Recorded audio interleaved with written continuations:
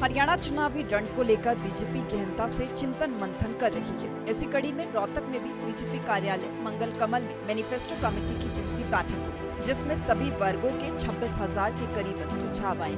सुझाव की प्रक्रिया 1 सप्ताह तक और चलेगी। उसके बाद सुझाव केंद्रीय नेतृत्व को भेजे जाएंगे और फिर पार्टी का मैनिफेस्टो तैयार होगा। वहीं चुनाव को लेकर प्रत्याशियों की पहली लिस्ट को लेकर भी ओम प्रकाश धनखड़ ने कहा कि प्रत्याशियों पर मंथन पूरा हो चुका है और जल्द ही पहली लिस्ट भी जारी होगी। वहीं धनखड़ ने कहा कि बीजेपी पार्टी जो मैनिफेस्टो तैयार करती है और जनता को जो वायदे करती है उसे पूरा भी करती है, लेकिन दूसरी पार्टियां चुनाव में वोट बटोरने के लिए झूठे वायदे करते हैं। कांग्रेस पार्टी के पिछले मैनिफेस्टो को अगर देखें तो उन्होंने अपने शासन में एक भी वायदा पूरा नहीं किया, इसलिए वो कांग्रेस की झूठी घोषणाएं जनता तक लेकर जाएंगे ताकि जनता चुनाव में न्याय कर सके। भारतीय जनता पार्टी के संकल्प पत्र की दूसरी बैठक आज हमारी रोहतक में संपन्न हुई है।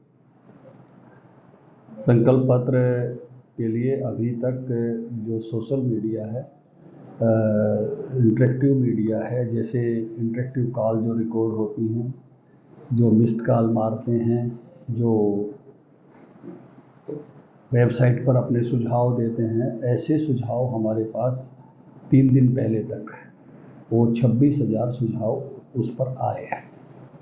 इसी तरह से ऑन ग्राउंड जो हमारे गाड़ियां गई हुई हैं और जो कार्यकर्ता बाई पोस्ट भिजवा रहे हैं या दफ्तरों में इकट्ठा हो रहा है, वो अभी आना बाकी है और अभी भी ये अभियान लगभग 1 सप्ताह और चलेगा सुझाव लेने का और उसके बाद एक बैठक की जाएगी। तब तक सब सुझाव आ चुके होंगे। इस दौरान भूपेंद्र हुड्डा पर भूमि घोटाले पर कार्रवाई को लेकर भी प्रतिक्रिया देते हुए ओपी धनखड़ ने कहा कि जांच एजेंसियां अपना काम कर रही है और वो स्वतंत्र है, जो दोषी होगा उस पर कार्रवाई निश्चित है।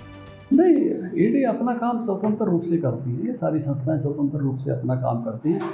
इनको इस नज़रिए से नहीं देखना चाहिए। राजनीति एक अलग विषय है और अगर कुछ किसी तरह का कदाचार है, किसी तरह की मुद्दे उनके खिलाफ हैं, पहले से लंबित है, तो एक नेचुरल प्रक्रिया है।